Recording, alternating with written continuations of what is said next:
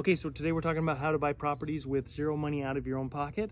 And I did this previous video here that talks a little bit about one of these options, but I wanted to go into depth on all the other ways that you can actually do this. The first one being, it's not that groundbreaking and these get progressively better as we go. So stay with me, but these are all the ways you can buy properties without any money out of your own pocket. First one is USDA properties. And this is easy to figure out if you're going to be able to use this for any specific property.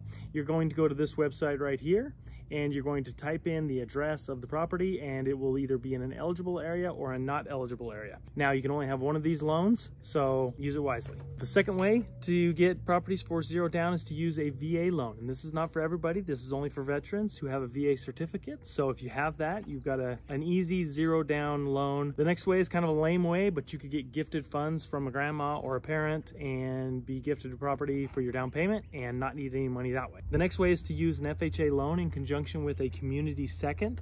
This can be something along the lines of a grant from a city or a county or a state, or some kind of down payment assistance program. Now, those are pretty much all the lame ways, the ways that most people know about. And the last video that I did talked about subject to properties, and that is an awesome way to buy properties for zero down. But the problem is it only works with motivated sellers. Seller financing is another way to buy properties with zero down.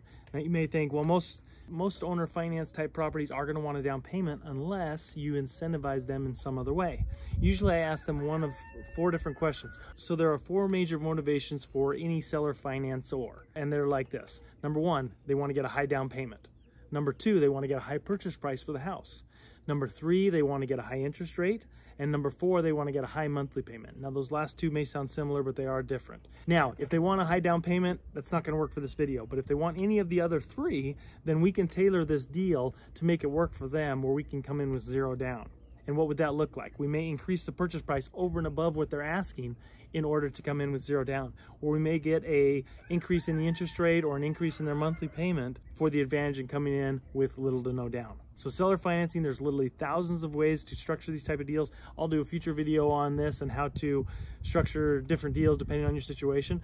But just know that seller financing is an awesome way to get properties for zero down. One that I don't really consider a zero down is a cash advance on your credit card, because you're still paying the money. So I don't really even consider that one as a zero down type of situation. You're just borrowing from one pocket to put into another.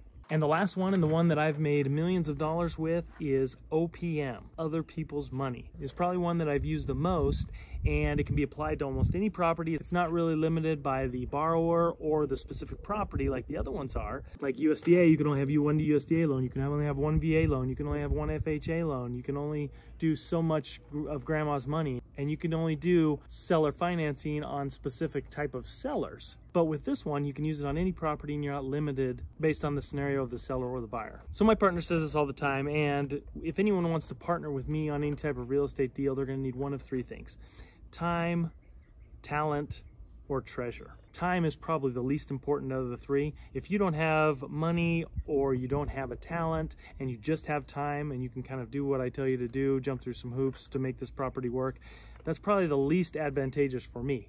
But if you come in and you have a specific talent that can help us further the deal, or you have money that we can put towards the deal and do an additional deal that we couldn't do before, that has tremendous value. And with my scenario, during the last crash, so I had no credit, I had no money, and so I had to figure out how to do deals with no money down. So I used a lot of these other creative strategies, but there came a point where I wanted to scale faster and grow bigger, and that means bringing in other people's money. So what I did is I found a partner that had a good income, could qualify for a second mortgage, and could throw some money at some of these deals that I was doing. So I brought my partner in, and he started to fund some of these deals, and we were able to grow a lot faster than I could do on my own. But I had the talent and some of the time, and he had the money and some time. So we put those together and we created a joint venture partnership. And that's one of the ways that you can use other people's money, and there's 4 more. So if you're using other people's money, find one person with money or a bunch of people with money. And there are 4 or 5 different ways that you can use other people's money and structure a deal. You can do a joint venture or a partnership agreement, and that way someone can come in with the cash and you can have the talent or vice versa. You can also do what's called a second mortgage. You can have somebody outside the transaction come in and lend to you in second position to the first lender. So you go and you out and get a loan on a property. Some other person is going to come in and loan you the money for the down payment, the rehab, and things like that. And it's going to be secured as a second mortgage against the property. So in case you default, they can come in and get their money back and make sure everything's secure. So the first one is joint ventures or shared partnership agreement. The second one is to do a second mortgages. The third one is to do a syndication.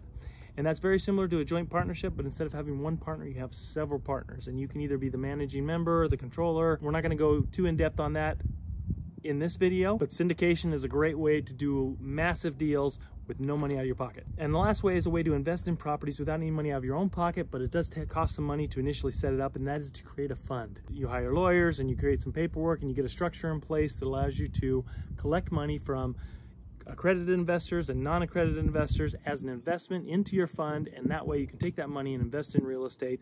But that one's a little tricky because there's the Securities and Exchange Commission that is involved with that, and you want to make sure that you have your I's dotted and your T's crossed, and you're going to want to have somebody that's going to manage that fund and somebody that's out there raising money for the fund. Biggest downside to all of these is you have to give up some of the deal. Now, before, I used to be an island, so to speak. I would do all my deals myself, I would fund them myself, I would control everything, and I would reap all the rewards.